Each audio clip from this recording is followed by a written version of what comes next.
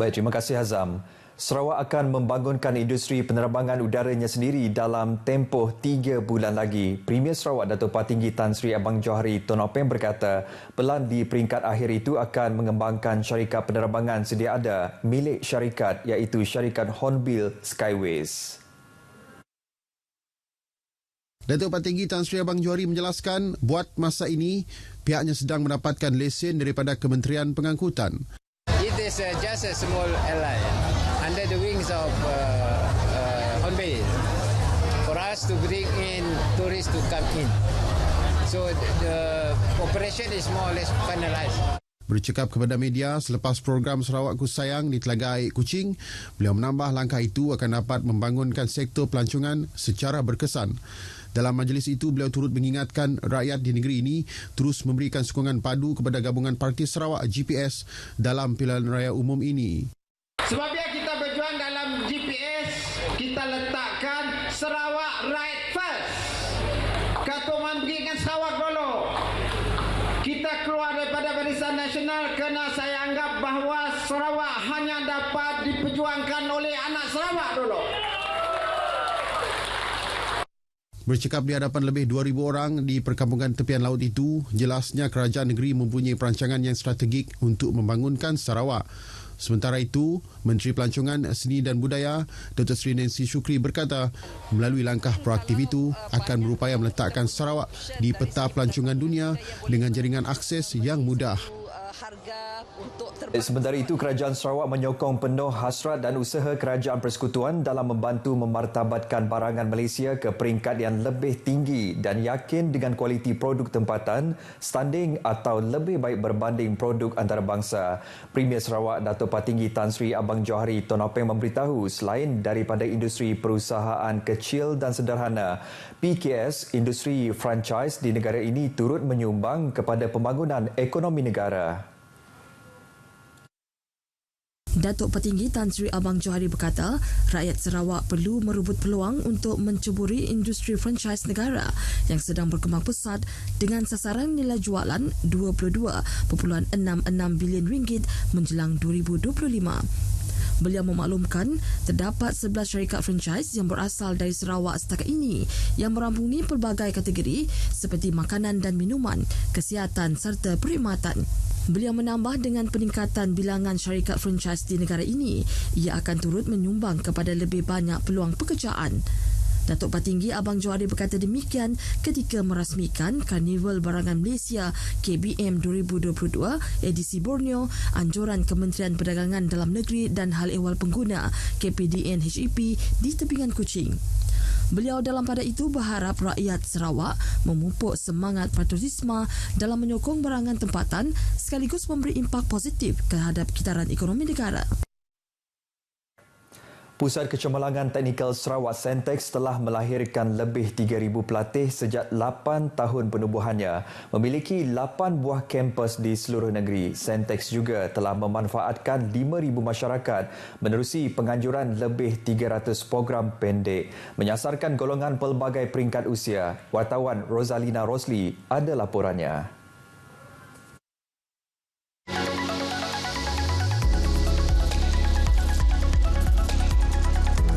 Itu pencapaian utama Sentex kerana ia bukan sahaja memberi impak kepada golongan belia, bahkan kepada masyarakat pelbagai peringkat umur yang ingin mengembangkan bakat dalam pelbagai bidang termasuk bidang teknikal, fashion, dandanan, kulinari dan teknologi.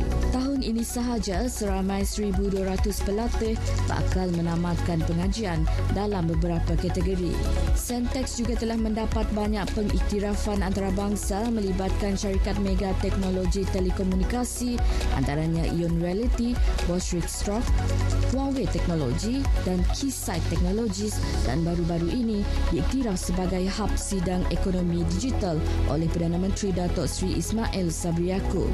Kita telah dapat pengiktirafan daripada Huawei menjadikan satu-satunya training center under Huawei dekat Southeast Asia yang pertama. Jadi kita sekarang ni untuk Southeast Asia, Huawei akan hantar orang dia training kat Sentex ni. Ini pentinglah bagi kita Dan Ion Realty pun dekat Malaysia ni satu-satunya adalah dekat Sentex. Kejayaan yang dicapai oleh Sentex sehingga kini adalah bukti kerja keras dan keprihatinan Premier Sarawak Datuk Patinggi Tan Sri Abang Johari Tun Openg yang komited mempentingkan setiap aspek berkaitan pendidikan dan membangunkan bakat digital di negeri ini walaupun memerlukan pelaburan yang besar. Setakat ini Sentex mempunyai 64 program keseluruhannya. Jadi untuk masa depan ni kita akan buat mengikut saranan YAB Premier that sekarang ni environment sustainability and green technology tu, that's our new focus lah. Green tu memang kita punya new focus selain pada digital lah yang kita dah buat sekarang ni. Lepas tu kita buat juga dekat frontier macam fashion technology. Kita pun akan lancarkan 7 bulan Disember ni under Sentex Commercial, our fashion technology commercialization. Berpuas hati dengan bidang pengajian, itu antara perkongsian rata-rata pelatih di Sentex. Saya memilih Sentex ini kerana peluang kerjaan di Sentex adalah lebih besar. Saya memilih untuk program ini iaitu Ion Realty Certified Advanced Developer. Saya dapat belajar benda-benda barulah yang lebih pada industri iaitu seperti modeling, rigging, animation dan skill yang paling latest iaitu kami dapat belajar tentang untuk metaverse. Pada pendapat saya, Sentex mempunyai bahan PNP iaitu bahan pembelajaran dan pengajaran yang lengkap, iaitu menjadikan Sentex sebagai salah sebuah pusat institusi pendidikan yang boleh dikatakan eksklusif dan juga efisien untuk pembelajaran dalam bidang digital. I like to take the courses in Sentex because there are complete facilities and high rich technology in here and there and high job demands. Sebab Sentex tu memberikan peluang pekerjaan kepada bidang yang kami ceburi iaitu bidang kulinari. And then untuk bidang kulinari tu kami ambil di situ sebabnya saya dah bayar yuran pasuma. Kemudahan pun ada beri allowance. On-job training pun okey, sidak hantar dekat perindustrian yang terpilih lah macam 5 star macamnya. Pelbagai pilihan kursus termasuk latihan digital disediakan di Sentex ini bagi memenuhi pasaran tempatan maupun luar negara terutama kepada Sarawak yang kini memfokuskan pembangunan ekonomi digitalnya. Kini pilihan terletak di tangan anda terutama golongan belia. Untuk itu 19 November ini datang awal bawa kad pengenalan kerana ia adalah tarikh penting untuk rakyat Malaysia, negara demokrasi untuk memilih. Rosalina Rosli, Berita RTM. Baik, showcase Kembara 76 Ed Sri Aman dijangka akan menarik kehadiran ramai pengunjung dengan persembahan artis tempatan Sarawak. Perinciannya bersama Rosita Ampong di Sri Aman. Rosita, silakan.